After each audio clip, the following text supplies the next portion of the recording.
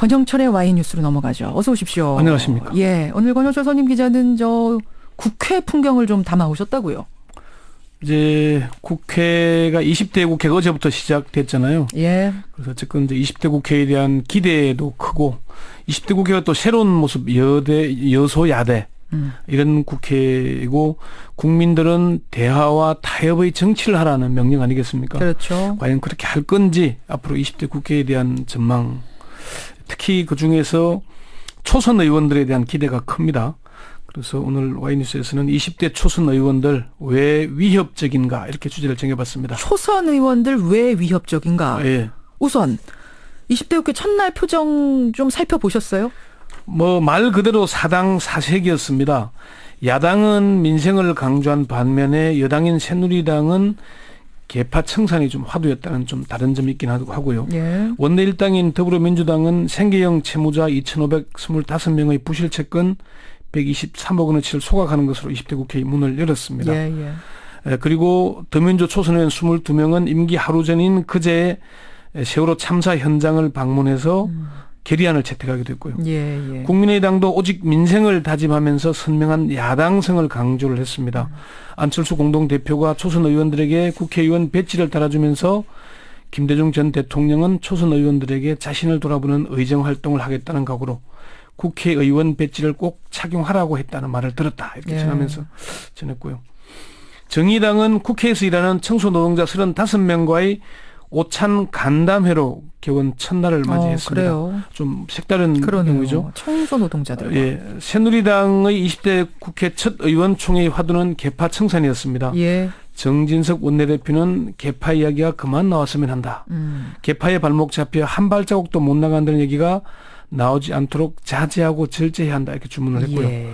비공개 총회에서도 계파 문제가 화두였는데 새누리당은 청년기본법, 규제풀이 존 특별법, 규제개혁 혁파를 위한 특별법, 노동개혁 4법 등 9개 법안을 당론으로 추인하기도 했습니다. 첫날의 국회 풍경. 자, 네. 그런데 오늘 주제는 네. 20대 국회 초선 의원. 예. 지금 132명 맞죠? 예, 그렇습니다. 132명. 300명 중 132명. 예.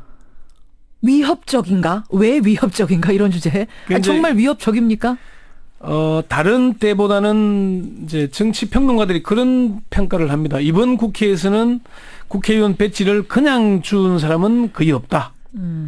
그 나름대로 전문성도 있고 치열한 당내 경선 또는 국회의원 선거를 통해서 선출됐다 그런 얘기겠죠. 어느 때보다 치열했다. 예. 그래서 위협적이라는 말은 누구에게 위협적이냐에 따라서 어감이 상당히 많이 달라질 겁니다. 예. 제1당인 더민주에서 가장 위협적인 초선 의원은 청와대나 정부 여당이 위협을 느낄 만한 인물이 하지 않겠습니까? 누군가요? 새누리당에서나 가장 정부 여당에서 가장 위협적으로 느끼는 의원은 아무래도 조응천 의원일 겁니다. 조응천 의원 청와대 출신의. 예, 박근혜 정부 탄생 공신이지만은 지난 2014년 이른바 정윤회 문건으로 인해서 청와대에서 사실상 쫓겨났죠. 그렇죠. 그 뒤에 청와대 문건 유출 사건으로 인해서 검찰에 소환돼 조사를 받았고 재판에 회부됐지만 1심과 2심 모두 무죄가 선고됐죠. 예. 그런데 조 의원이 보좌진을 구성하면서 당시 청와대 문건 유출 당시 청와대가 7인회로 지목했던 인물들 7명 있잖아요. 예. 그중 2명을 보좌관과 비서관으로 영입을 했습니다. 청와대 문건 유출 사건에 연루돼서 검찰 조사까지 받았던 2명을 예. 보좌관으로. 예. 그러니까 조응천 의원만 해도 청와대에서는 부담스러운데 예. 보좌진마저 그에 연루된 사람들을 뽑았으니까 청와대에서는 한판 붙자는 거냐. 정치권이나 다른 데서 볼 때는 뭔가 폭로전을 할 거냐. 이런 의심을 하게 되는. 의구심을 가질 수밖에 없지 않겠습니까? 구체적으로 누구예요, 그 2명이? 한 명은 공직기강 비서관실에서 함께 근무했던 오창유 행정관, 예. 전 행정관이고 보좌관으로 영입을 했고요. 예. 한 명은 박근혜 대통령의 동생 박지만 이지 회장의 비서를 지낸 전인식 씨로 아마 조응천 의원과 박지만의 메신저 역할을 했던 인물이기도 합니다. 그래요. 네. 그런 인선이라면 정말 청와대에서 위협을 느끼지 않을 수 없겠어요. 실제 폭로 정치를 하지 않더라도 인적 구성 그 자체만으로도 부담을 주는 건 맞겠죠. 예. 그래서 청와대나 정치권에서는 그런 의심을 눈초리를 거두지 못하고 있는 것이고요. 조응천 의원이 18대 대선 과정에서 박근혜 캠프의 네거티브 대응팀에서 활동했고 그렇죠. 청와대 공직기강 비서관으로 근무를 했다 보니까 박근혜 정부의 내밀한 정보를 많이 알고 있다. 이런 누구보다 얘기는 예. 많이 알고 있을 거예요, 분명히. 예. 근데 참 역으로 짚어보면은 청와대가 위협을 느낀다면은 위협을 느낄 만한 일을 했다는 것 아니겠습니까? 위협을 느끼지 않는다면은 그런 일이 없었다는 얘기일 것이고요. 그렇죠. 조홍천 의원의 입장은 분명합니다. 나의 시기는 거꾸로 가지 않는다. 청와대에서 근무했던 2014년 4월 16일 이전의 일을 폭로하는 일은 없을 것이다. 폭로하는 일은 없을 것이다. 예, 근데 분명한- 폭로는 아니더라도 예. 뭔가 새로운 발전을 위해서 그 당시 일을 얘기해야만 하는 그런 상황에 맞닥뜨릴 수 있는 거 아닙니까? 국회의원으로 활동하다 보면? 뭐 당연히 그럴 수밖에 없겠지만은 조 의원은 분명하게 여러 차례 내가 밝혔지만은 그 안에 청와대에 있을 때 얘기는 안 한다. 그걸 위해 정치를 하는 건 아니다라고 분명하게 얘기를 하고요. 다만 내가 나오고 난 이후에 있었던 일이나 예. 현재 진행되고 있는 일, 앞으로 진행될 일에 대해서도 입을 다물라고 한다면은 내가 뭐 때문에 국회의원 하겠나.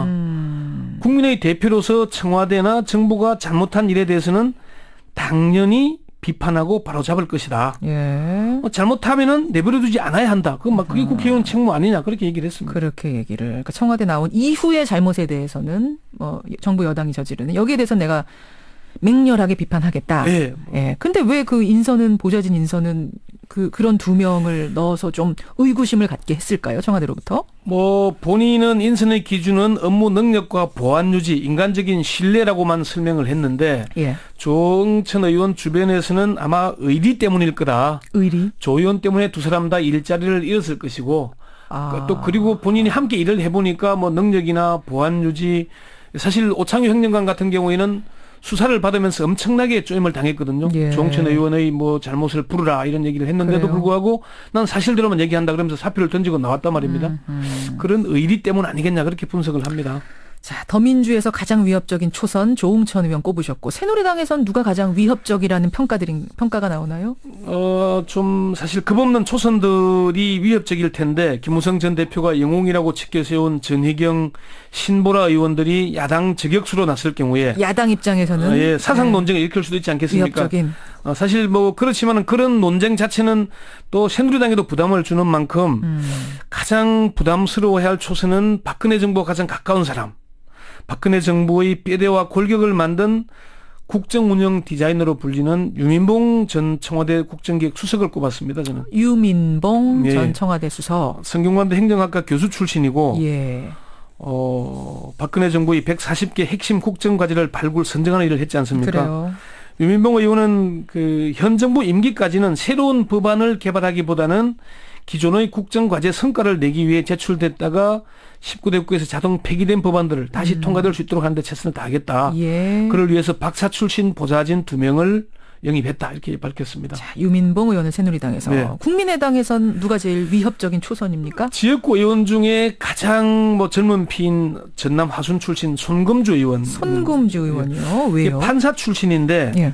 판사나 변호사 경험 때보다는 사실은 뭐 공정 경쟁 부분 상임위를 산자위로 지망을 했는데 지역구에 한전이 있고 또 신재생에너지 부분에 관심이 높아서 그 부분에 주력을 해보겠다. 그런 포부를 밝혔는데 좀 주목해볼 신초선 의원으로 보입니다. 예. 그리고 마지막으로 정의당은요. 정의당은 군사 전문가인 김종대 의원이 가장 주목을 받고 있기는 한데 그래요. 그렇지만 언론운동에 앞장서온 추혜선 의원도 사실 위협적인 초선으로 꼽힙니다. 예. 추 의원은 언론의 정상화, 언론 정의 실현을 위해서 최선을 다하겠다는 포부를 밝혔고요. 언론 운동에 열심히 해온 보좌진들로 구성을 했기 때문에 주목을 해볼 필요가 있을 것 같습니다. 예, 초선들 처음에 그 마음 잃지 않고 뭐 어느 당이든지 초선의 마음 국민 위해서 일하겠다. 처음은 그거 아닙니까? 그렇습니다. 어제 이준석 의원이 얘기했던 총천년색 맞아요. 그대로 20대 국회를 마쳤으면 좋겠다. 흑색으로 변하지 말아라. 예, 흑백으로 변하지 말아라. 야, 예, 당부를 하면서 권영철 선임 기자 수고하셨습니다. 네.